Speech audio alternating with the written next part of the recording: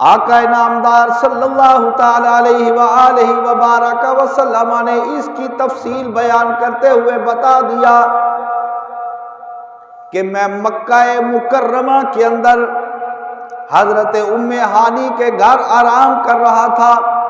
وہاں سے آ کر جبریل امین نے مجھ کو بیدار کیا، مجھ کو اٹھایا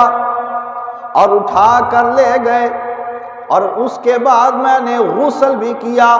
میں نے وضو بھی کیا، میں حتیم کعبہ کے اندر بھی گیا، وہاں پر جا کر میں نے نماز بھی ادا کی اور میں نے کعبۃ اللہ کا طواف بھی کیا،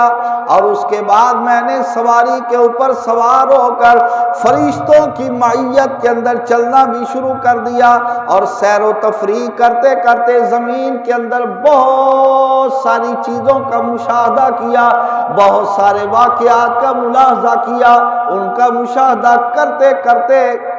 کرتے مسجد اقصیٰ کے اندر چلے گئے، اور وہاں پر جا کر انبیاء علیہم السلام کو نماز بھی پڑھائی، انبیاء کی امامت بھی کرائی، اور وہاں پر بہت سارے انبیاء نے اپنا اپنا بیان بھی فرمایا، اور اللہ رب العالمین کی تسبیح و تعلیل بھی بیان کی۔ امام الانبیاء صلی اللہ علیہ وسلم نے بھی وہاں پر خطبہ دیا، اور اس کے بعد آقا دو جہاں علیہ السلام نے سفر کے اگلے مرحلے کا بیان کیا، اگلے مرحلے کا آغاز ہو گیا۔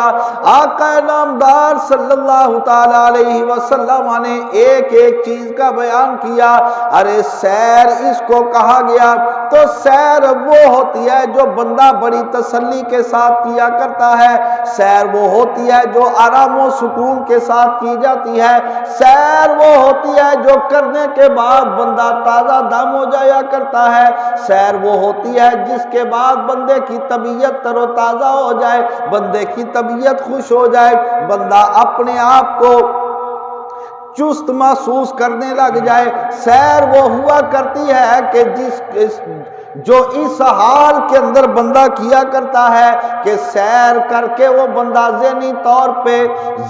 طور پہ بندہ اپنے آپ کو مطمئن سمجھنے لگتا ہے۔ جلد بازی کے اندر سیر نہیں کی جاتی، جلد بازی کے اندر کچھ دیکھا جائے اور کچھ چھوڑ دیا جائے، اس کو سیر نہیں کہا جاتا۔ اور پھر مزید اس کو اگر کھولا جائے، ایک سیر وہ ہوتی ہے جو بندہ اپنی مرضی سے کرتا ہے، اس میں ہو سکتا ہے کچھ دیکھے کچھ نہ دیکھے، لیکن اگر کوئی سیر کرانے کے لیے لے جائے، وہ اسپیشلی طور پہ اس کو کہتا ہے جناب یہ بھی دیکھ لو، آگے چل کے کہتا ہے اس کو بھی دیکھ لو، آگے چل کے کہتا ہے اس کو بھی دیکھ لو، وہ چھپی ہوئی چیزیں متوجہ کر کے دکھایا کرتا ہے۔ رب کائنات نے جب جبریل کی معیت کے اندر اور اپنے بہت سارے فرشتوں کی جماعت کی معیت کے اندر اپنے پیارے محبوب مصطفیٰ صلی اللہ تعالی علیہ وسلم کو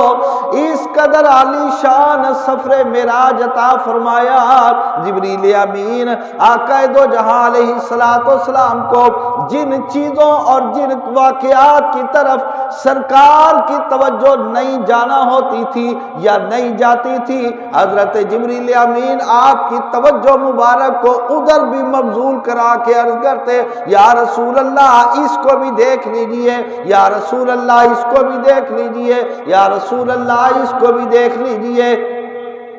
مقصد یہ تھا کہ ان میں سے بعض واقعات ایسے تھے کہ جن کو دیکھ کر امام الانبیاء صلی اللہ علیہ وسلم نے اپنی امت کو آ کر تعلیم دینا تھی، اپنی امت کو آ کر بتانا تھا کہ یہ کام نہ کرنا،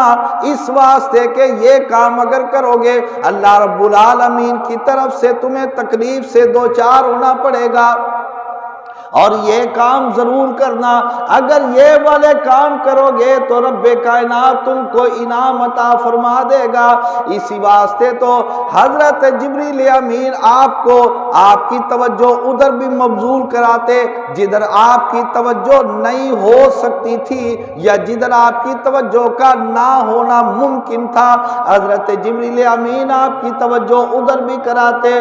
آقا نامدار صلی اللہ تعالی علیہ وسلم فرما نہیں اسی واسطے تو فرما دیا، ارے دوران سفر معراج جب میں موسیٰ علیہ السلام کی قبر کے پاس سے گزرا تو میں نے دیکھا کہ موسیٰ علیہ السلام اپنی قبر کے اندر کھڑے تھے۔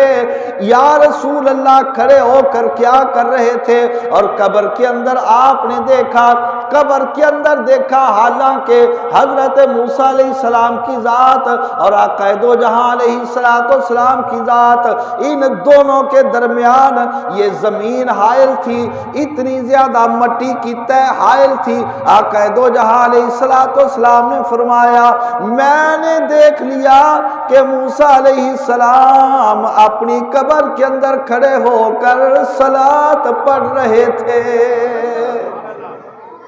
حضرت موسیٰ علیہ السلام اپنی قبر کے اندر حضور نے فرمایا کھڑے صلاۃ پڑھ رہے تھے، میں نے یہ خود دیکھا ہے۔